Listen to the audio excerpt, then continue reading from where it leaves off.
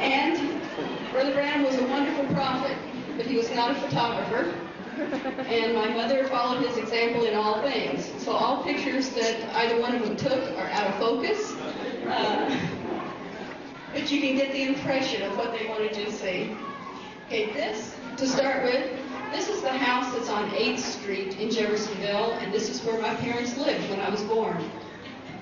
They were married in 1941 and moved in here. Actually, it's a two-people house. They just lived in the front 2 rooms. Somebody else lived in the back. And I was born in 1946. But before I was born, in March of that year, my dad had come home from work one afternoon. He was still working for the electric company in Indiana, patrolling the lines. Some days he did walk as much as 30 miles looking for broken insulators. He came home and there was company sitting on the porch, and he went to walk around the side of that building. And there was a whirlwind that came out of that tall tree there that's to the right of the porch and slammed him against the side of the building. And Mother came running over and said, "What's the matter?" And he says, "I have to find out what all of this is about. I'm going to my cave, and I'm not going to come home till I know what's happening." And when he went to the cave, that's when the angel came, gave him his commission, told him he would be given 2 signs. And he asked at that time, "Can I wait till this baby is born?" My mother was pregnant at the time with me. And when I was 2 weeks old, Dad left for his first major campaign, which was to St. Louis. And that's where we lived. This little house is where we lived until I was 2 years old. In 1947, when I was 1 year old, Brother Jack Moore came to visit. And he was a contractor down in Louisiana and traveled quite a bit in the meetings that Dad was having. Very large campaigns, thousands of people attending. And so when they were in a campaign in Canada, he took up an offering and bought a house for us. Because he couldn't imagine Brother Branham living in this house. You have to understand there was no indoor plumbing in this house, and neither one of my parents had ever had, up to this point, indoor plumbing. So Brother Moore took up an offering, and they built us a house up on Ewing Lane. Now this picture was taken in the 70s. I did not have a slide of an early picture of this house. But on the main floor, when it was built, on the main floor, there was about 1,200 square feet, 2 bedrooms, 1 bathroom. What did I do? With a full basement. And can you imagine how they felt moving into this house when they had never even had indoor plumbing before? They were so awestruck that we did not even, Mother wouldn't even cook in the kitchen for a year. Other slides here. Now this is an earlier picture of the house. This is not a supernatural photo, and I'm not trying to make it out to be, but it's the only thing that I could find that showed the driveway, the entrance to the driveway. The long, slanted rocks there. Just again, I found another one. This is some of my cousins. My little sister here in the front, and some of my cousins. You can see what the driveway, the entrance to the driveway looked like. Brother Branham talked about this a lot on tape, how when they had the vision in 57, when the stones were torn down, that was the time to move west. And the part that they tore off was right up to the part where the lamp was on there. So they slanted the part down there on the other pillar. That's what the city came through and tore down. So that was the entrance to our driveway.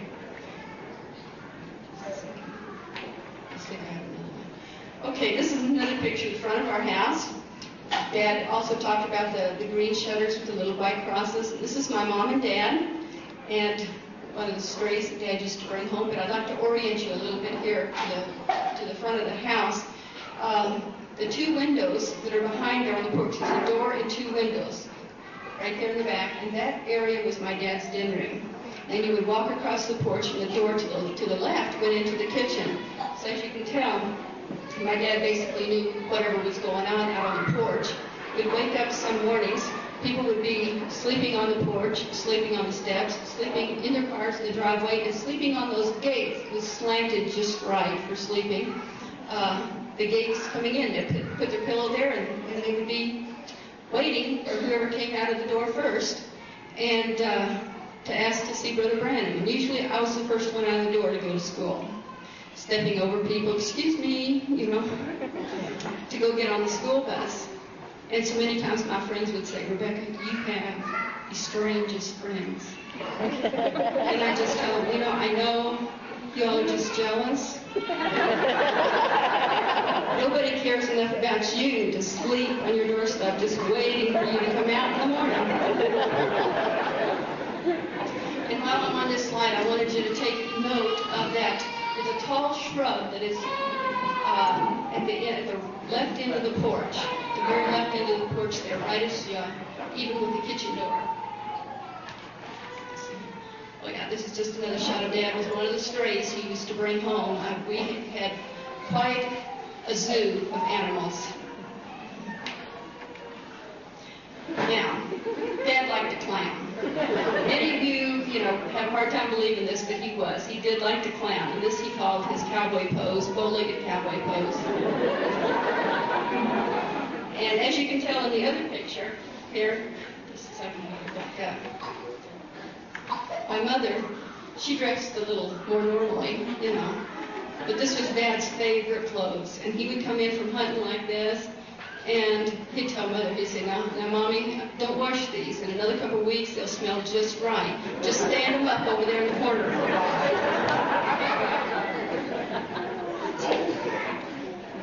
Now, this was his dress-up cowboy outfit. This is actually a picture taken down at the old tabernacle, standing there. And in this picture, Dad had his hairpiece on. And many of you may not know, my dad lost his hair when he was very young, and he lost it very quickly. There was somebody put acid on his head, and he lost his hair very quickly. It left his scalp very, very tender, and he was prone to his throat closing up. He could not be in a draft. He could not be in air conditioning, and his throat would close up. And in his position, you can imagine what a disaster that would be. So initially, he got this hairpiece that he could wear to keep his throat from closing up. And sometimes he wore it for that, and then sometimes later he wore it because the Lord told him to. And, for instance, in 1965, when he preached Who is This Melchizedek and Marriage and Divorce, the Lord told him to wear the hairpiece. And I don't have an explanation for that. All I know is that he told us that was so because we all hated it. All of us kids, we just hated it. And when Billy Paul went to pick Dad up, the day that he was preaching Marriage and Divorce,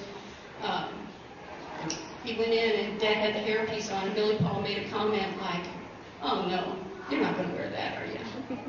Well, Dad just turned and went back in the bedroom and shut the door. And he was in there for quite a while, and then he came out. And Billy Paul began to apologize. He says, "Daddy, I'm sorry. I didn't mean to hurt your feelings or anything." And Daddy said, "No." He said, "Paul, it wasn't that. You can't hurt Daddy." He said, "But the Lord told me to wear this, and I just wanted to make sure that you hadn't said something that you shouldn't have. That, this is I just wanted to pray for you."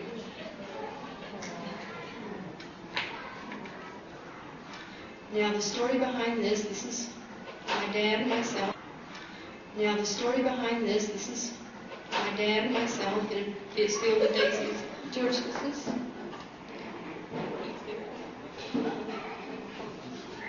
Okay. I was not a happy baby. My mother said she prayed 5 years. She and Dad were married for 5 years before I was born. And she says, "I prayed 5 years for a baby." She said, "Then I was afraid to pray for another one."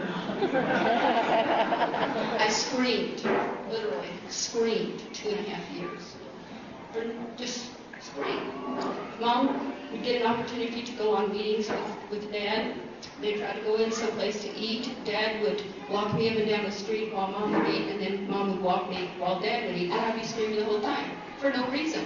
I'll tell you how bad I screamed. When I was 2 years old, I fell off some steps at a neighbor's house. And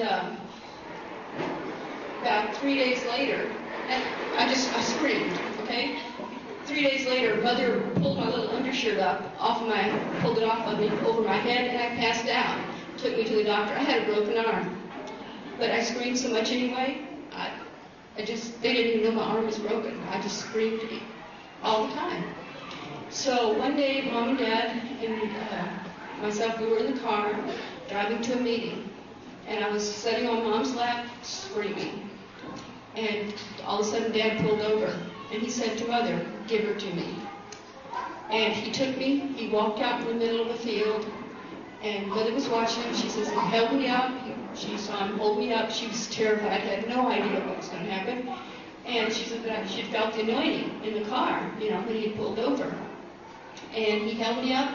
He prayed for me. And he said, Satan, I know this is you on this child trying to get at me in my ministry. Come out of her. And the demon left me. And he even said on tape after that, he said she was the calmest of all my kids. And this is probably about a year later. We were driving along that same road. We drove by the field. It was filled with daisies. And Dad got out and had Mom take her picture. He says, as a memorial that she'll have later on. So this is where the demon was cast out. Of course, I used to use that a lot with my brothers and my sister. After all, the demon was cast out of me, but they still had theirs.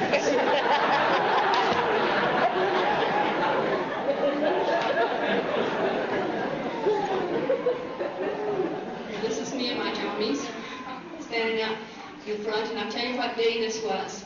This was the day the possum was healed. Now, that possum, when it came into the yard, I was so shocked at where she went. She came down the driveway, went up into the yard, across the stepping stones, and went right over there in the corner of that porch and laid down behind that tall tree. Now that was my spot. I could not believe she'd gone to my spot. This is where I would hide from my mother. There was a little indentation there where I used to sit there and read. I always loved to read, and I would sit there and hide and read. And so many times my mom, bless her heart, she would come stand on that rail and yell, Rebekah! And I would just sit real still down there. She never looked down, she never saw me. And that was my spot. I had it all hollowed out exactly right for me. And that possum went over and laid down right there. When she laid down, all these little babies came tumbling out. And I tried to get close to her. I tried hanging over the rail looking at her. Oh, she looked so pitiful. And all these little babies didn't even have hair on them yet. Just pitiful little things. I don't even know how many there were. And I ran downstairs, and I remember finding the lid of a mayonnaise jar, because she was laying on her side. I thought, she can't lift her head, she can't get up to drink. So I got the lid on that mayonnaise jar, come out, filled it there at that faucet, and took a stick and scooted it over where it was right under her nose.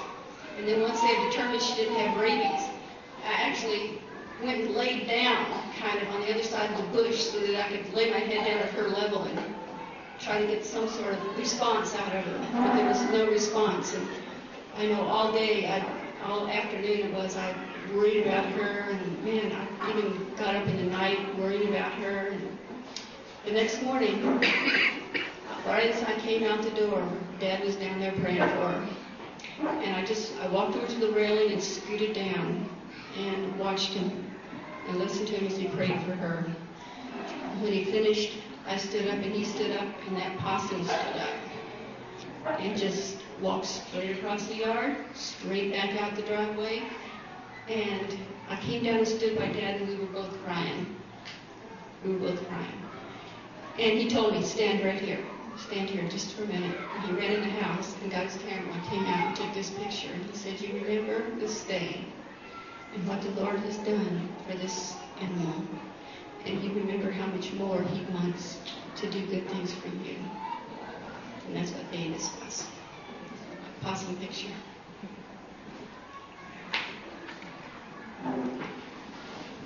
Every fall, in October usually, the last of October, a strange little ritual would take place in our backyard.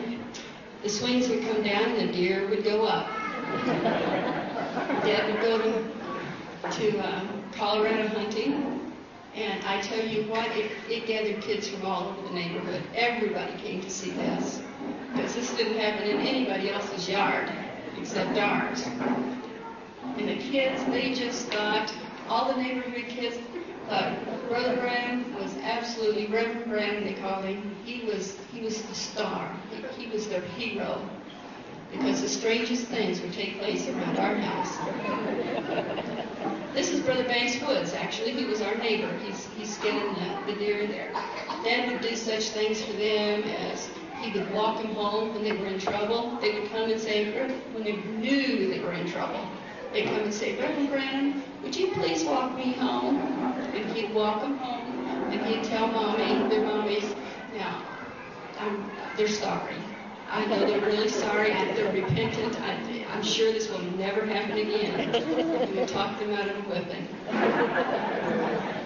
And whenever one of the animals died, we had a little cemetery set aside, and he would have a little funeral service for all the fallen pets. And this was made him the hero in our neighborhood. We had a lot of visitors.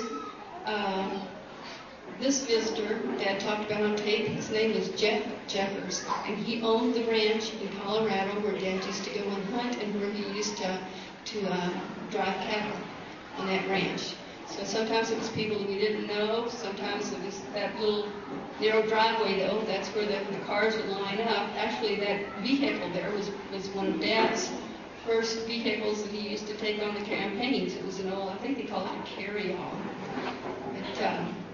They would be sleeping on those steps and lined up in that driveway.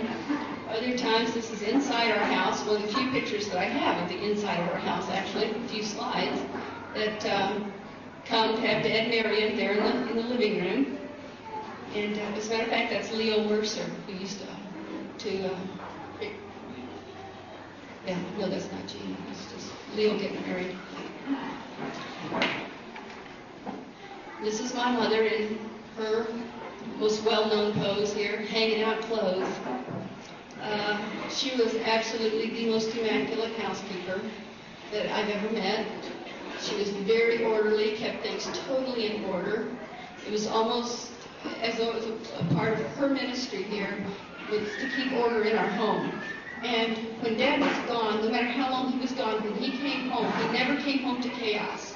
He always came home, things were always the same at home. And I think that this was very, very important. And Mother kept things in perfect order all the time. Even when we were on vacation, she would have to wash clothes. This is up in Colorado where we would go sometimes in the summertime, and she's hanging clothes out of the hitching post. I like this picture of Mom and Dad. Mom did not get to travel very much in the meetings with Dad. This is one time she went with him to California, and he was taken there, and I believe it was in 1957. And she really was a very, very special lady. Now this picture here, George worked on it today, trying to get some of that stuff off of it, and he couldn't. But it's one of two pictures that I have of this piece of fence. This is at the front of our house, at the far left end, facing the house, and it's just a little privacy fence that comes out. There's a big fence that goes around the whole 2 acres of ground, the white fence, board fence. But this little piece of privacy fence here is where Dad was mowing one day, and there was a birdhouse, actually a big birdhouse, sitting on the end of it, and he ran into that fence, and that birdhouse was filled with hornets and came out and surrounded him. And he said to them, to the hornets, I'm sorry I disturbed you. He had his shirt off. It was a hot day. He was rushing. And so many of those bites, it could have killed him. And he said to them, little hornets, I'm sorry I disturbed you, but I'm in a rush to get this yard mowed. I've been having to stop doing it on and off all day because people have been coming. I've been trying to pray for people. And he says, I'm sorry. He says, now you just go back in your houses. I don't have time to play with you today. And they all went back in their houses. And so this is the only picture I have of that fence where this took place. This is my little brother Joseph trying to pretend like he's going to help mow that 2 acres. The fact is, Dad kept the yard 99% of the time. He did all the mowing. And it really bothered me when he'd be gone a long time and the grass would get all mowed up because he liked to keep it really neat. He's really particular. He tried to be particular about his yard and about his car. He loved a clean car and a well-tended yard. This picture was taken down in Florida, and I don't know the name of the swamp where they were fishing, but that's Billy Paul on the right, believe it or not. And my dad, and I think there's largemouth bass. That's what they were fishing for. And some brothers were fishing there with them. And at one point, Dad had hooked a big bass and started reeling it. And he thought it was going to come loose from the hook. And Brother Welch Evans was there. And Brother Welch ran out into the water and grabbed that fish for Dad so that he wouldn't lose it. And when he did, a snake that they call a cottonmouth water moccasin struck him and bit him in the foot. Now, they were far, far away from anyone. They were miles away. And immediately the brother was just over the Welch. We've got to get you in immediately. I mean, it was a deadly snake. And an awful looking snake if you've ever seen one of them. They're horrible looking. And Brother Welch, he says, no, Brother Branham, you pray for me, I'll be fine. Dad prayed for him, and he was fine. His foot never swelled, he never got sick, never got a fever, never had one symptom from it. They just went on fishing. Yeah, that's Dad's fish. An old trick there, hold it up close to the camera so it looks bigger than ever. Give me a break, Dad. Yeah, he liked to clown for us.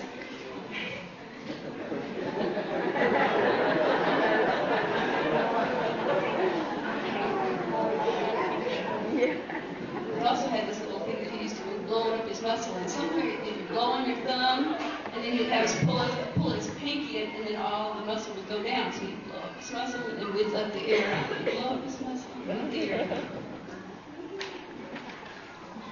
This is Dad in the shooting range out in Arizona, and he was particular about his guns.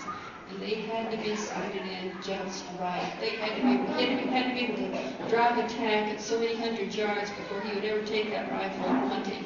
It was precision hunting.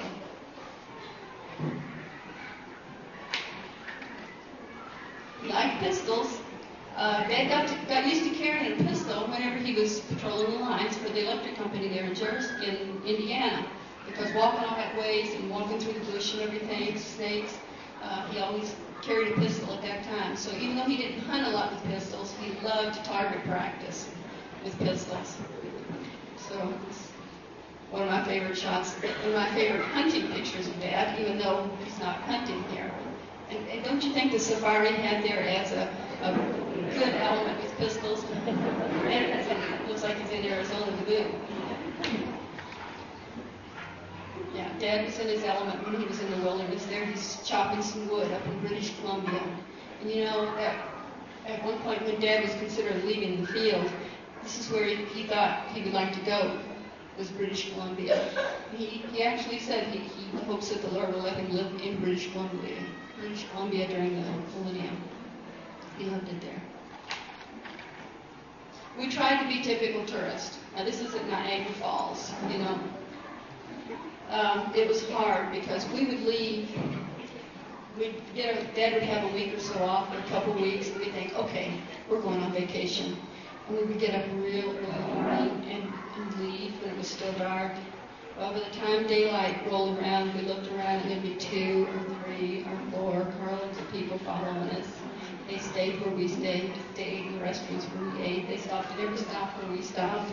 So we didn't have very many private vacations. But we tried. What's happening here? That's Sequoia National Park. Look at that. I mean, hamming up in a suit, traveling. You know, when it was just Billy, Paul, and Dad traveling together, Dad would wear jeans and a sports shirt. But if ladies were along, you know, if the rest of us, ladies in the family, went along, Dad would usually wear a suit.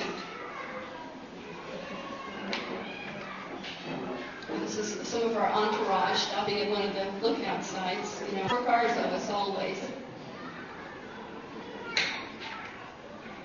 Now this is one of my favorite pictures of Dad. This was up in New Hampshire, up close to where that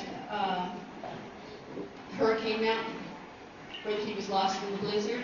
that he tells about in the message, My Guide. And I took this. I took a couple shots of him there. But I loved it because there was nobody there but us. It was just family. He was so relaxed, and it shows on his face. He's just relaxed and having fun. I have a couple pictures here that are just interesting. One day, this is a long time after Dad had passed away. We had George and I had Mother in the car with us, and we were going along the road down near the river. And Mother said, "Look at that! Stop!" And we stopped, and she says, "That is Dad's old boat." Dad had a boat that he lived on for a while before he was ever married the first time, and before the baptismal service on the Ohio River. He lived on a boat on the river. And at the time of the baptismal service, he pulled it up to the dock there at the foot of Spring Street, and this is where the people changed their clothes before they went in and were baptized there in 1933. And the name of this boat was the Wahoo.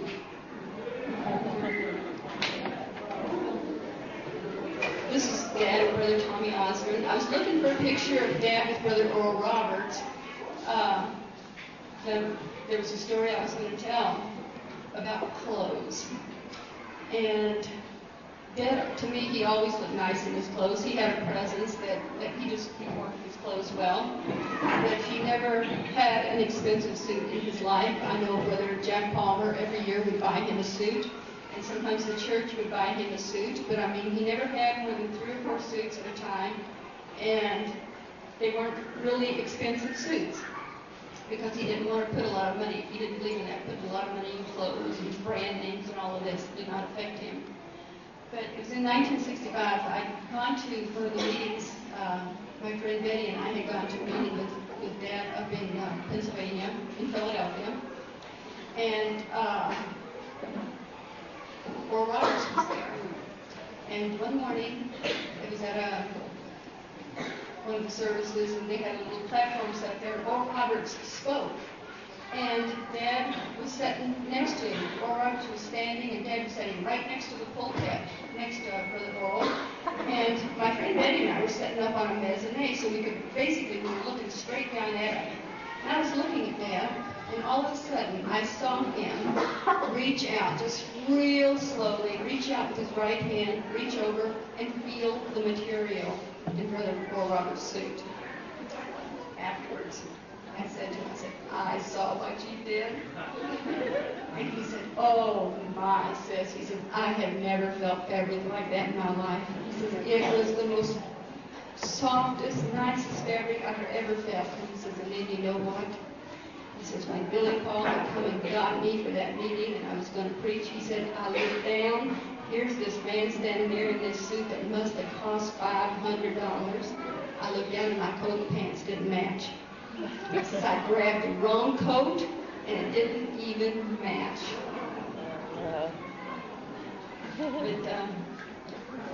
And that's when he preached Mighty God in the Mail.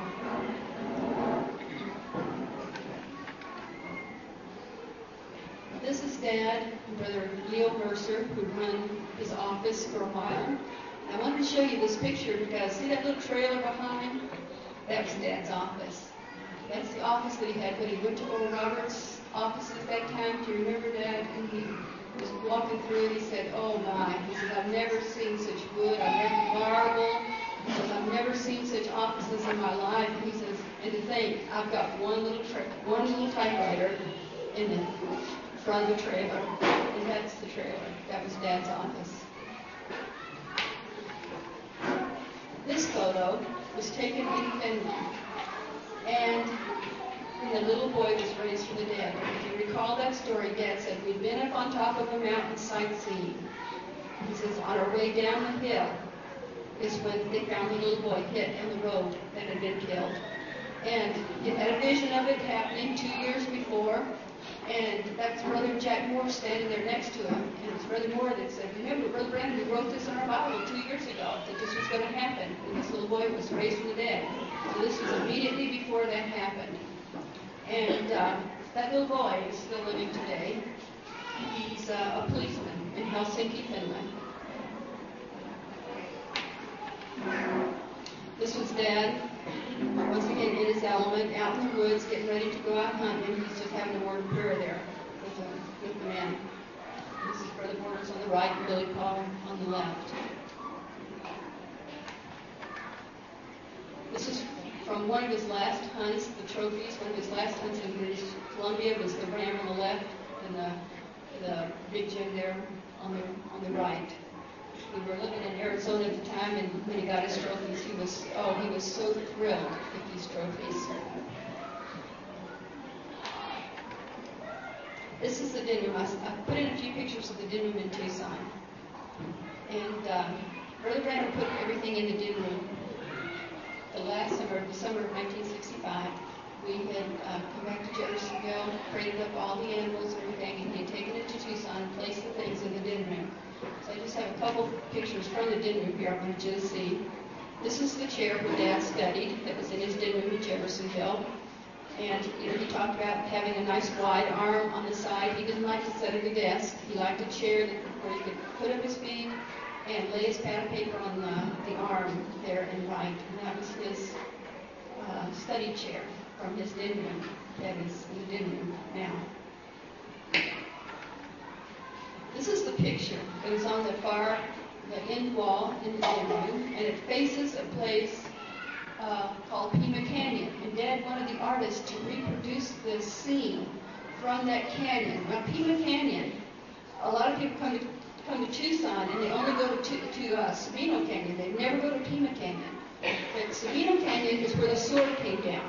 And Sabino Canyon is where Eagle Rock is. But this is Pima Canyon. It is not far from our house. And this is where the Lord came down in the pillar of fire and showed him about marriage and divorce. And the school children were dismissed and came out and saw the cloud. So he was wanting this artist to reproduce the scenery up in the canyon. So it was a woman artist, and this is a big wall, by the way. She came out, she penciled it on, and tried to draw it. And Dad came and looked at it and goes, no, you got the water going the wrong way. So she tried again. He goes, no, I'll do it. So he drew it on there, and she painted it. Wow.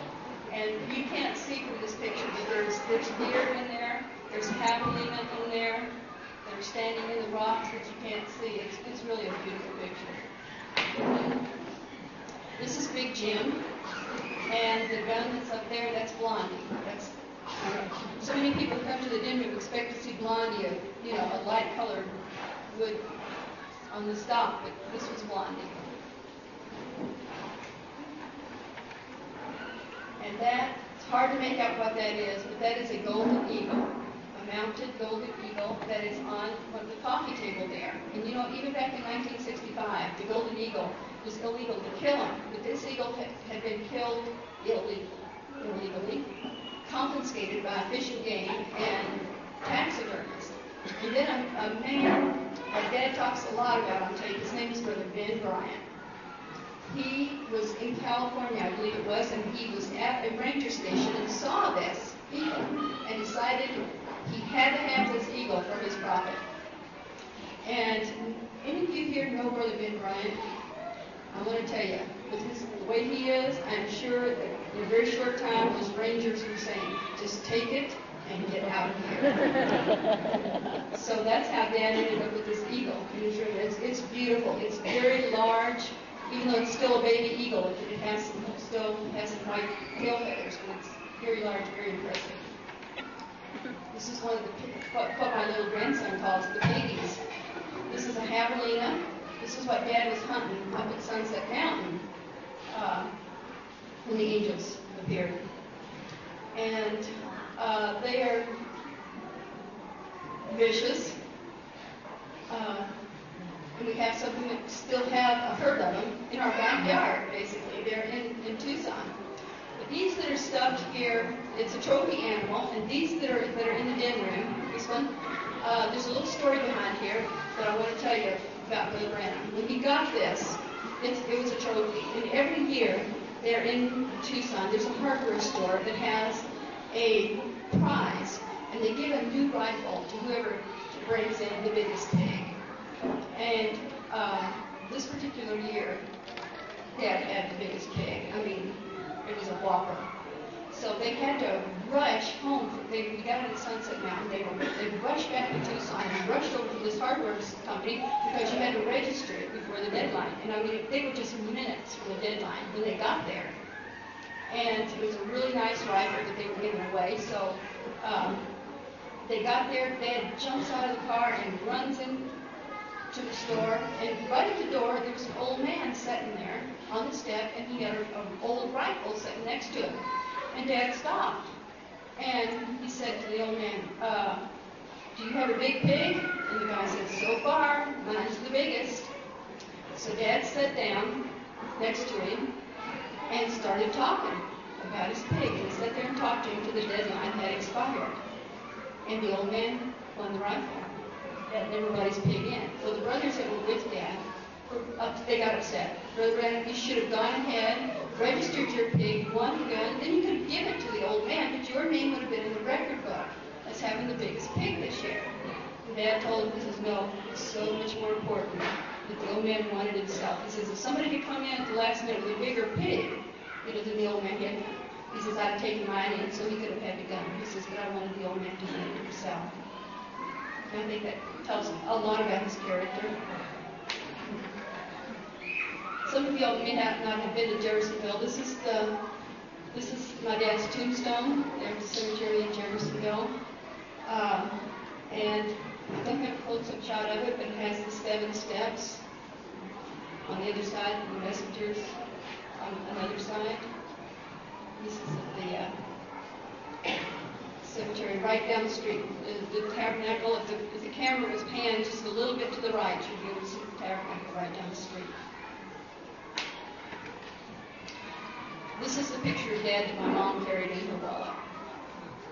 She said it was one of her favorite pictures. She says, oh, he's so handsome. She said, but look how tired. You can tell what a life he's had. And it all shows in his face. His whole life shows in his face on this one. So this was my mom's favorite picture. It was taken in Chicago. At the time, I'm trying to think of the year, George, help me out here, when he had the problems with where they lied about him, and they said Brother Branham isn't here, and he was there.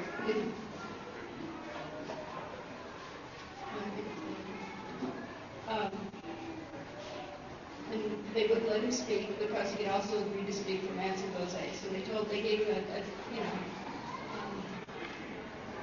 they told him you either don't speak for Manson Jose and speak for us, or he don't speak for us ever again. So he made his choice and he went to speak for Brother Manson. Oh my goodness, how did this get in there? These 2 beautiful, beautiful children, my goodness. It's William and Angel. Those were mine. And I put these in here because all you mommies and daddies that are here, with all these little kids that are this age now, I want to tell you, I took this picture yesterday. That's how fast the time passes. Really, really quick. And you've got the biggest responsibility right now is when they're this age. Being Sister Rebekah, I get a lot of phone calls. And they want to know, what would Brother Branham do? How did he do with you for this specific thing? How did he handle this? How did he handle that? And the most heartbreaking thing is when these calls are from parents that have teenagers, that all of a sudden the parents have tried to set down rules, tried to set down standards, but for the first time, when they've never done that before. They have to know at this age. They have to have respect for authority at this age. Don't let the time pass. Take care of it now. One thing we were never allowed to do at home was sass our mother. Now, kids sass in a lot of ways. First time they stomp their foot, they're sassing you. Don't let them get by with it. We were given ultimatums. We knew, there was never a doubt in our mind what our parents expected out of us. They made it perfectly clear, and they never compromised. But if you don't start it at this age, you can't wait until they're 15 and all of a sudden start laying down the rules without having trouble. When it came time, like with Billy Paul, when he turned 16, and he wanted a television set, and he wanted this, and he wanted music, Dad gave him an ultimatum. He said, I've got to keep an atmosphere here where the Holy Spirit is comfortable. And you can't have that at this house. You abide by my rules or you leave. And Billy Paul left. And you have to apply the same rules. Yes, he was a prophet. You think, well, my goodness, I don't have to have, that kind of an atmosphere. You do in your home. It's the same Holy Spirit. You have to keep that atmosphere in your home where the Holy Spirit will feel welcome. And your kids will grow up feeling that, and they'll always want that. When they go through the rebellion, they know that there's an ultimatum, and there's no compromise. It's the best thing that you can do for them. The best thing that you can do. Just ask Billy Paul.